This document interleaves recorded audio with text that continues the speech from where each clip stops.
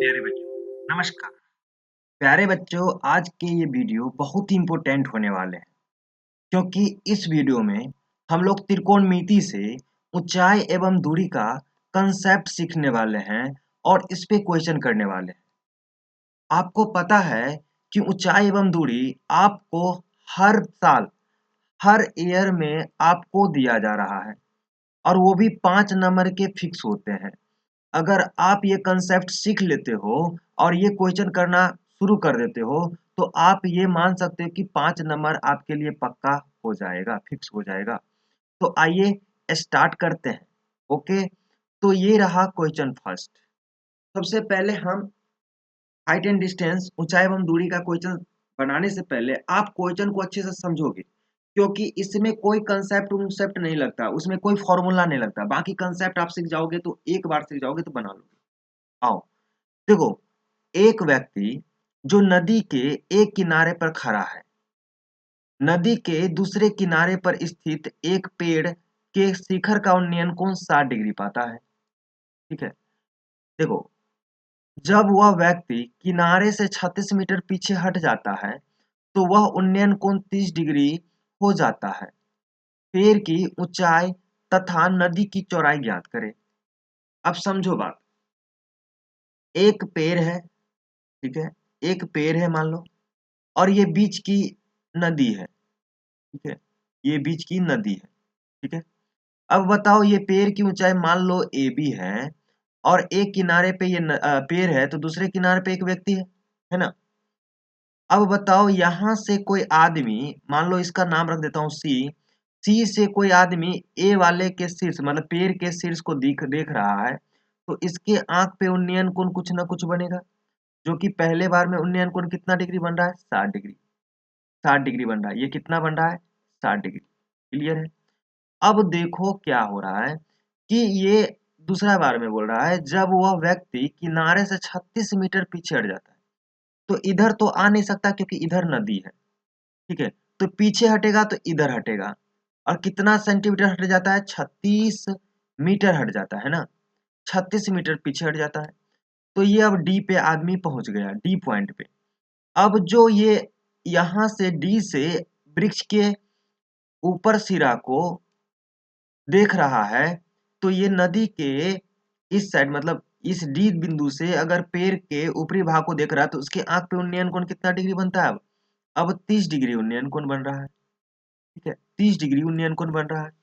तो पूछा जा रहा है पेड़ की ऊंचाई, तो ए बी हमें निकालने के लिए बोल रहा है और नदी की चौड़ाई जो हम बी सी बोला जा रहा है। ठीक ना, तो आओ इसको पहले हम मान लेते हैं, जो जो हम लिखे उसको मान लेते हैं।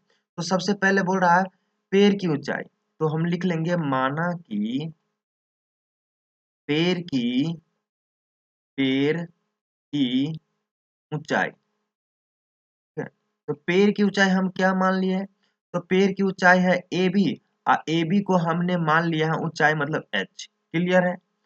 और बी सी नदी की चौड़ाई क्या है, नदी की चौड़ाई, तो नदी की चौड़ाई क्या है, नदी की चौड़ाई जो है BC है।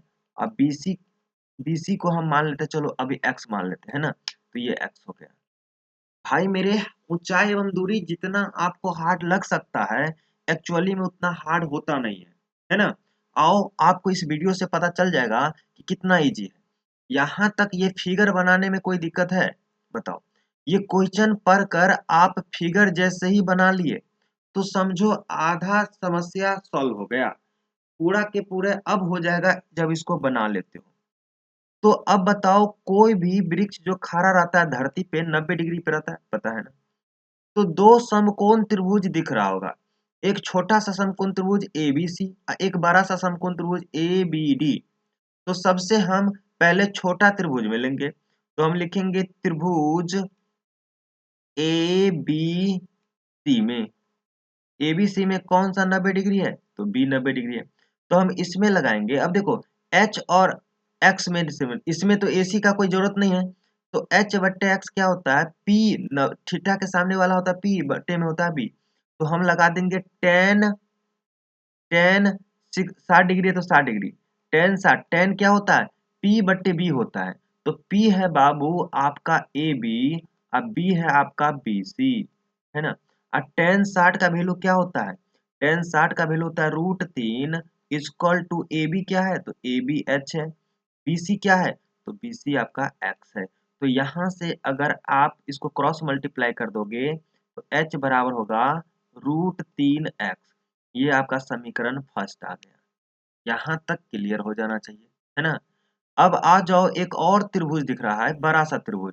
उस त्रिभुज का नाम है त्रिभुज ABD। ABD है ना, ABD में, अब ABD में फिर से लगाओगे 10, लेकिन इसमें थीटा का वैल्यू कितना है, 30 डिग्री, तो tan 30 डिग्री, तो tan 30 मतलब इसका 30 डिग्री का सामने वाला भुजा क्या है, AB ही है, तो AB। और नीचे में क्या है, BC में हो, BD होगा, BD होगा ना, BD पूरा। अब देखो tan 30 का वैल्यू होता है 1/√3, AB का हम मान चुके हैं H। अब BD क्या हो जाएगा, BD में दो वैल्यू है, देखो x प्लस 36, x प्लस 36 है ना। अब इसको सॉल्व कर दो, तो h का वैल्यू हम यहाँ से देखो, h का वैल्यू इसको क्रॉस मल्टीप्लाई कर दोगे तो क्या आ जाएगा भाई मेरे, तो ये आ जाएगा √3h बराबर x प्लस 36, ठीक है। अब यहाँ h आ रहा है, तो यहाँ h का वैल्यू हम लोग निकाल लिए समीकरण फर्स्ट में, तो आओ हम इसमें रख देते हैं, तो हम लिखेंगे समीकरण फर्स्ट से, है ना। तो समीकरण फर्स्ट से अब क्या हो जाएगा, तो अब जो होने वाला है देखो क्या हो जाएगा, √3h है, तो √3h है, क्या है, √3 और h के जगह पे क्या है, √3x equal to x plus क्या है 36, है ना। इसको सॉल्व करो अब, तो ये हो जाएगा √3 3, तो 3x माइनस x, ये वाला इधर आ गया, अब बचेगा 36, तो यहाँ से हो जाएगा 2x इक्वल टू 36, तो x इक्वल टू आ गया 36/2, क्या हो गया 18। ये सब मीटर में था, ये सब क्या था, मीटर में दे रखा है ना, 36 मीटर, तो ये हो जाएगा x का होगा x इक्वल टू 18 मीटर, समझे। तो h का भी वैल्यू आ जाएगा, h बराबर है √3x, मतलब 18√3 मीटर हो जाएगा, है ना। तो अब हम लिख सकते हैं, देखो h का भी वैल्यू आ गया और x का भी वैल्यू आ गया, तो हम लिखेंगे अतः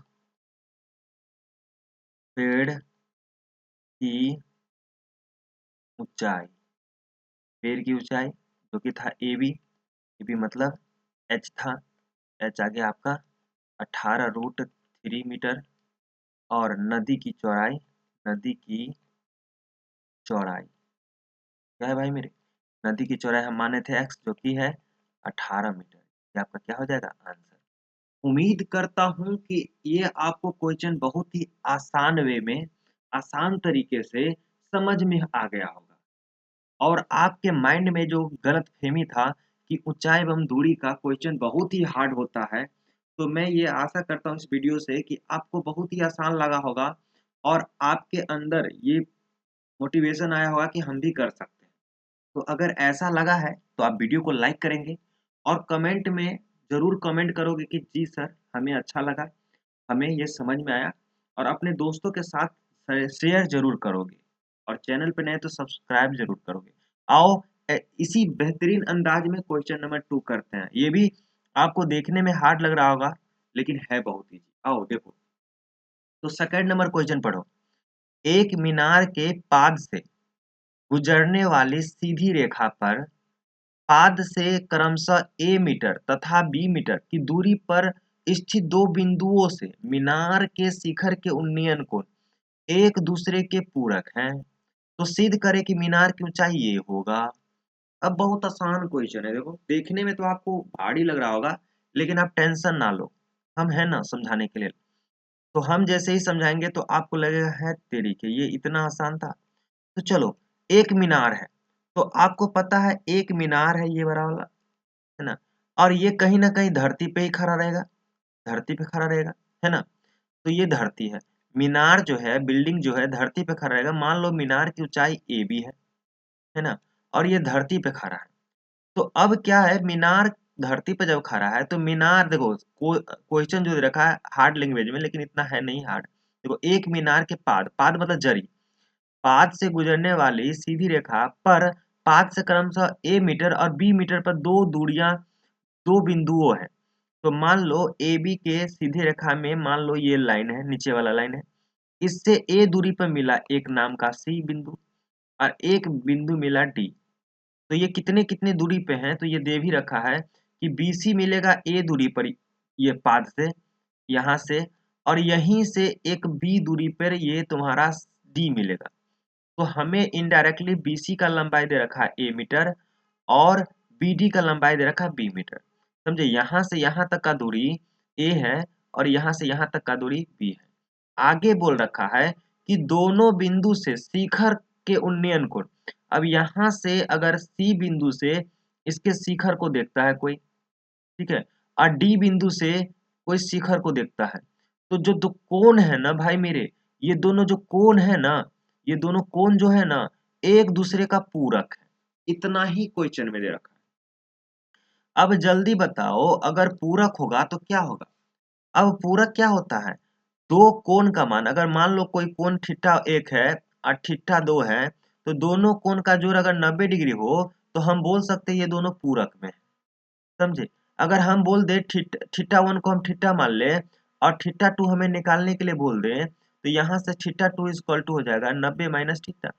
कहने का मतलब अगर एक थीटा होगा तो दूसरा होगा 90 माइनस थीटा। इतना ही आसान कंसेप्ट था। समझे? पूरक का मतलब होता है अगर एक थीटा होगा तो दूसरा होगा 90 माइनस थीटा। ये बात आपको समझ में आ गया, ठीक है। अब वही कंसेप्ट लगाएंगे। अब दो गो त्रिभुज दिख रहा होगा, दो गो ट्रायंगल दिख रहा होगा। एक ट्रायंगल का नाम है ABC और एक ट्रायंगल का नाम है ABD, है ना। और हमें बोला गया है कि AB का ऊंचाई, ऊंचाई इसको h मान लेते हैं, यही दूरी हमें AB का ऊंचाई मतलब h इक्वल टू इतना प्रूव करो। समझे, तो हम लेट कर लेते हैं। क्या लेट करेंगे, मानेंगे, माना कि, माना कि क्या, ऊंचाई मतलब मीनार, मीनार की ऊंचाई AB equal to h metre है ना।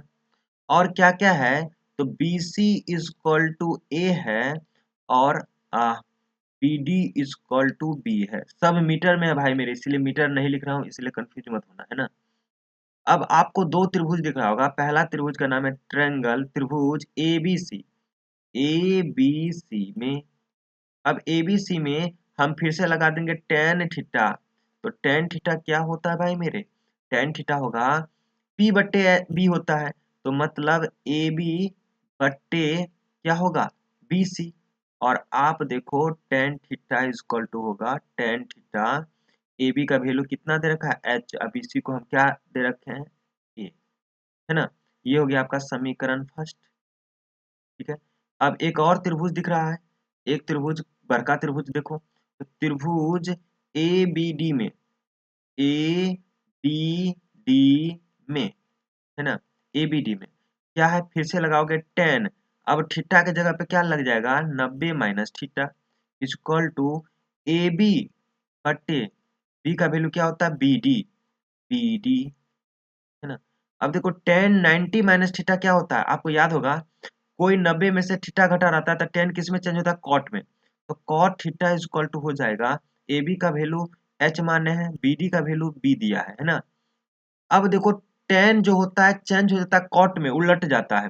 तो टेन को हम, कॉट को हम टेन लिखेंगे, लेकिन अगर h बट्टे बी है ना तो b बट्टे h हो जाएगा।